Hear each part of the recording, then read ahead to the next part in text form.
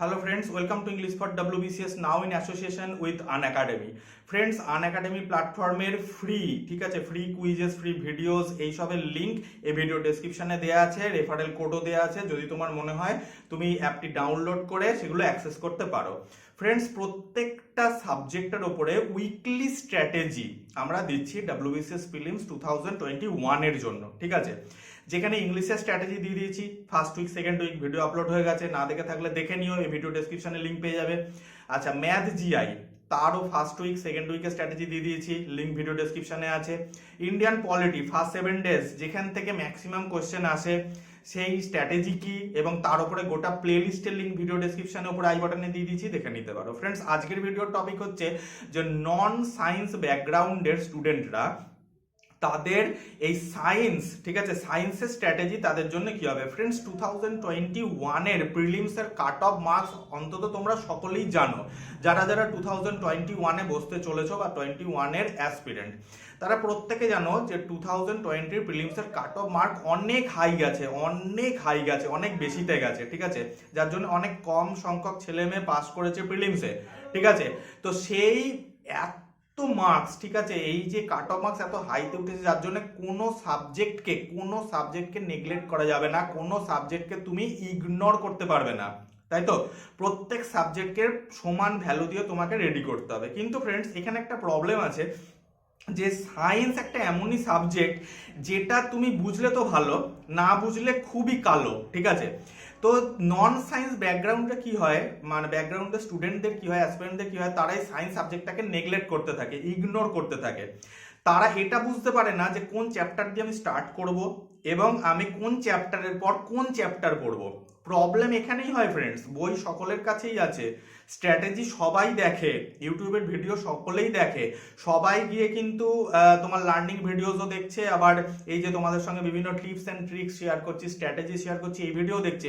কিন্তু অনেক অ্যাসপিরেন্টস এটা আজও জানে না, সে নিউ অ্যাসপিরেন্টস হোক বা এক্সপিরিয়েন্স অ্যাসপিরেন্টস হোক, যে কোন চ্যাপ্টারের পর আমি কোন চ্যাপ্টার পড়বো, তবে তো আমার স্মার্ট স্টাডি। আমি পুরো বইটা যদি চ্যাপ্টার ধরে ধরে পড়তে থাকি, এটা হার্ড স্টাডি। কিন্তু হার্ড স্টাডি করতে বলছি না, স্মার্ট ওয়ার্ক করো। তো ফ্রেন্ডস, স্মার্ট ওয়ার্কের জন্য উইকলি স্ট্র্যাটেজি আমি দিচ্ছি, মন দিয়ে ভিডিওটা ফার্স্ট টু লাস্ট অবধি দেখো। তো দেখো, সবার প্রথমে তুমি বায়োলজি দিয়ে স্টার্ট করো, ঠিক আছে। আমি প্রিলিমসের জন্য তোমাদের বারবার বলবো যে ফিজিক্স অ্যান্ড বায়োলজির ওপরে বেশি ফোকাস করো। এখান থেকেই most of the question derived হয়, ওকে, মোস্ট অফ দ্য কোশ্চেন এইখান থেকেই জিজ্ঞাসা করা হয়। কেমিস্ট্রি থেকে যে জিজ্ঞাসা করা হয় না আমি একবারও বলছি না। তো বায়োলজি পোর্শন থেকে ফার্স্ট উইকের স্ট্র্যাটেজি হচ্ছে কি না, তুমি পুষ্টি চ্যাপ্টারটা দিয়ে স্টার্ট করবে। পুষ্টি, নিউট্রিয়েন্টস, নিউট্রিশন, পুষ্টি, এই চ্যাপ্টারটা দিয়ে তুমি স্টার্ট করবে। তুমি যখন এই পুষ্টি চ্যাপ্টার দিয়ে তোমার ফার্স্ট উইকের স্ট্র্যাটেজি স্টার্ট করবে, তুমি সবার প্রথমে দেখবে যে পুষ্টি চ্যাপ্টারের মধ্যে প্রথমে আছে কার্বোহাইড্রেটস।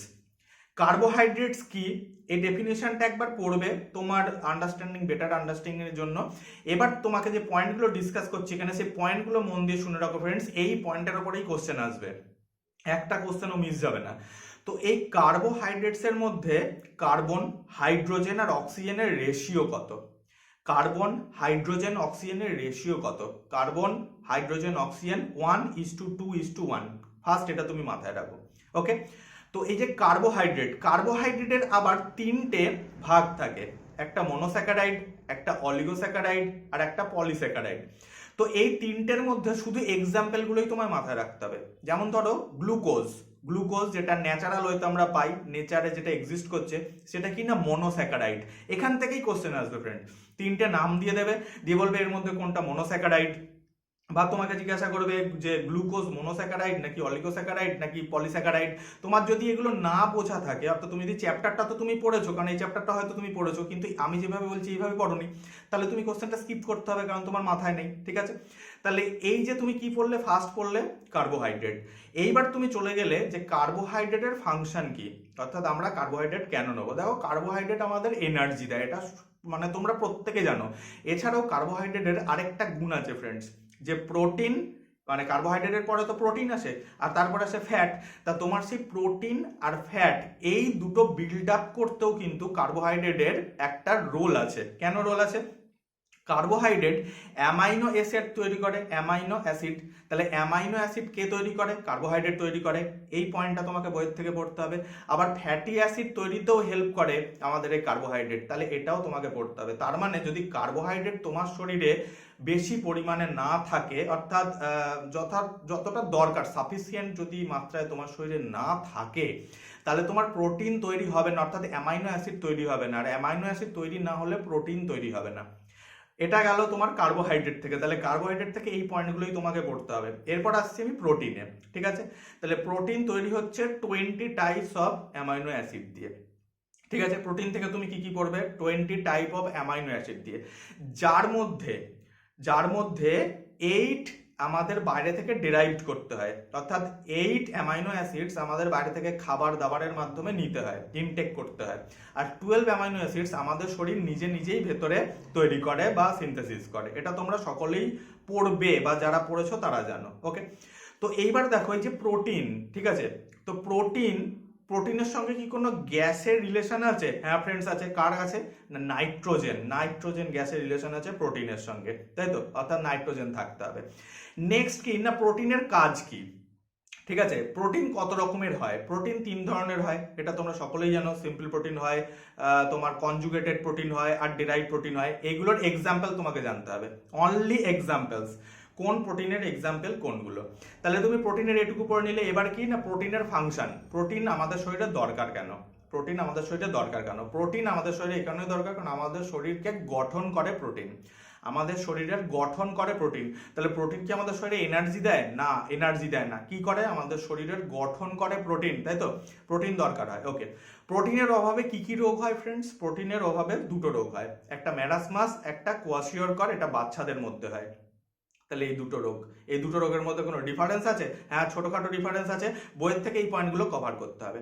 তাহলে তুমি first week non science background স্টুডেন্টরা নিউট্রিশন চ্যাপ্টার দিয়ে স্টার্ট করছে, শুরু করছে কার্বোহাইড্রেট দিয়ে, তারপর প্রোটিন পড়লো, এবার পড়বে তারা কি না ফ্যাট। তাহলে আমরা একটু আগেই দেখেছি যে কার্বোহাইড্রেট ফ্যাটি অ্যাসিড তৈরি করে, আর যেহেতু ফ্যাটি অ্যাসিড তৈরি করে তার মানে এই ফ্যাট কোথায় জমে? আমাদের এই চামড়ার নিচে জমে। এই চামড়ার নিচে জমে হচ্ছে ফ্যাট, ঠিক আছে? তো ফ্যাট যে আমাদের শরীরে কিসের জন্য দরকার? হ্যাঁ, ফ্যাট আবার আমাদের শরীরকে এনার্জি দেয়। তার মানে কার্বোহাইড্রেট অ্যান্ড ফ্যাট এই দুটো আমাদের শরীরকে এনার্জি দেয়, ঠিক আছে? প্রোটিন আমাদের শরীরকে বিল্ড আপ করে, ওকে। তো এই তো গেল ফ্যাটের কথা। এবার ফ্যাটের মধ্যে যদি কিছু ইম্পর্টেন্ট ইনফরমেশন থাকে তুমি সেগুলো পড়ে নিতে পারো। তো এই পর্যন্ত আমরা ফ্যাট পড়ে নিলাম। ফ্যাটের পরে এবার যেটা আসছে সেটা হচ্ছে ভিটামিন, ঠিক আছে? ভিটামিনের মধ্যে তুমি দুটো জিনিস দেখবে ফ্রেন্ড, একটা হচ্ছে জলে দ্রাব্য ভিটামিন এবং তারপরে হচ্ছে কি না ফ্যাটে দ্রাব্য ভিটামিন।